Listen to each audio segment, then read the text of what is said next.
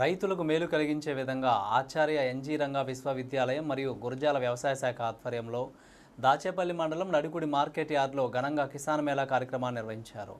పల్నాడు ప్రాంత రైతులు సవాళ్లతో కూడిన వ్యవసాయాన్ని చేస్తున్నారని, వాణిజ్య పంటలు వేసి ఒక్కోసారి లాభాలు లేక పంట దెబ్బతిని ఇబ్బంది పడుతున్నారని అన్నారు. ఈ పరిస్థితుల్లో వారికి పెట్టుబడి ఖర్చును తగ్గించి పంట ఉత్పత్తిని పెంచే లక్ష్యంగా వ్యవసాయ మెలకువలు తెలుసుకునేలా ఈ కార్యక్రమాన్ని నిర్వహిస్తున్నామని అధికారులు పేర్కొన్నారు.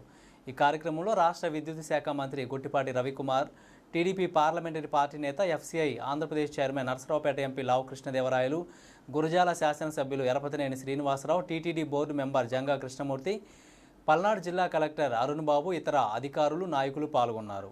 రాష్ట్రంలో జరగవలసిన శాస్త్రాలు జరగవలసిన అటువంటి కార్యక్రమం తీసుకుని వచ్చి నడికుడిలో దొరకడం అంటే మీ ఎమ్మెల్యే గారు పట్టుబట్టి ఉంటారు గట్టిగా. అధికారులు కూడా ఎమ్మెల్యే గారి మాట ఇచ్చాము కాబట్టి చేయాలి కాబట్టి గట్టిగా చేశారు. మీ అందరికీ కూడా అభినందనలు. కరెక్ట్ గా చెప్పినట్లు ఏదైతే ఇంత మంచి కార్యక్రమం చేస్తా ఉన్నారో ఒకరోజు ఉంచి తీసేయడం కంటే దీన్ని ఒక 3-4 రోజులు ఇక్కడ ఉంచితే ఈరోజు కొంతమంది రాగలరు. ఇది మెల్లగా పర్కులేట్ అవుతుంది, అందరికీ తెలుస్తుంది ఇక్కడ కిసాన్ మేళా అవుతుందని. 3-4 రోజులు ఉంటే ఎక్కువ మంది రైతులు వస్తారు, చూస్తారు, తెలుసుకుని వెళ్తారు. అయితే మీ అందరికీ రైతులు వచ్చారు. ఈరోజు ముఖ్యంగా ఈ కార్యక్రమం జరగడానికి, కార్యక్రమం పెద్ద ఎత్తున చేపట్టడానికి, కిసాన్ మేళా చేయడానికి మీ అందరూ కూడా ఎందుకు ఇంత ఖర్చు పెట్టి చేస్తా ఉన్నారు, ఇంతమంది ఎందుకు తీసుకొస్తా ఉన్నారు అనేది మీ అందరి బయటలో ఉంటుంది. మాకు తెలుసు కదా, మాకు ఏ పొలంలో ఏ విత్తనం వేస్తే ఏది వస్తుందో మాకు తెలుసు కదా. కొత్తగా మాకు చెప్పేది ఏంటి, కొత్తగా మనకి తెలుసుకోవాల్సిన అంత అవసరం ఉందా అనే ఉద్దేశం చాలా మందికి ఉంటుంది. కానీ ఈ కార్యక్రమం చేయడానికి ముఖ్య ఉద్దేశం ఏమిటి అంటే, ఇక్కడ ఈ ప్రాంతానికి సంబంధించి, పల్నాడుకి సంబంధించి ఇక్కడ రైతులు పత్తి వేసినా, మిర్చి వేసినా, పొగాకు వేసినా ఇవన్నీ కూడా చాలా రిస్కీ క్రాప్స్ అని అనుకోవాలి. చాలా రిస్క్ తో కూడుకున్న పంటలే అనుకోవాలి. ఎందుకు అంటే వరి వేస్తే కొత్త గొప్ప అటో ఇటో 4-5 వేలు అటు ఇటుగా వస్తుంది, నీళ్ళు వస్తే చాలు బాగానే వస్తుంది. కానీ ఈ 3-4 పంటల్లో చాలా కలిసి రావాలి. ఒకటి కలిసి వస్తే సరిపోదు, వాతావరణం కలిసి రావాలి, నీళ్లు కలిసి రావాలి, కాలపు నీళ్ళు రావాలి. ఆ నీళ్లు కూడా ఎక్కువ వచ్చినా ఉపయోగపడదు, ఎక్కువ వస్తే కూడా అంత దిగుబడి రాదు. తక్కువ వస్తేనే అప్పుడు ఎక్కువ దిగుబడి వచ్చే అవకాశం కూడా ఉంది. ఆ వర్షం పడాల్సింది కూడా పడకూడదు సమయంలో పడితే మీకు తెలుసు పత్తి అవుతుంది, మిర్చి ఏమవుతుందో మీకు తెలుసు, మళ్ళీ దానికి ఇబ్బంది. ఇవన్నీ అయిన తర్వాత ఇచ్చే విత్తనాలు నాణ్యమైన వస్తేనే మీకు ఉపయోగపడుతుంది. నాణ్యమైన కాకుండా అటు ఇటుగా తీసుకొచ్చి మీకు అప్పగిస్తే మళ్ళీ ఇబ్బంది పడతారు. అదైన తర్వాత సరైన సమయంలో ఎరువులు రావాలి. ఎరువులు రాకపోతే ఒక ట్రైన్ లేట్ అయినా వెంటనే రైతులు వస్తారు.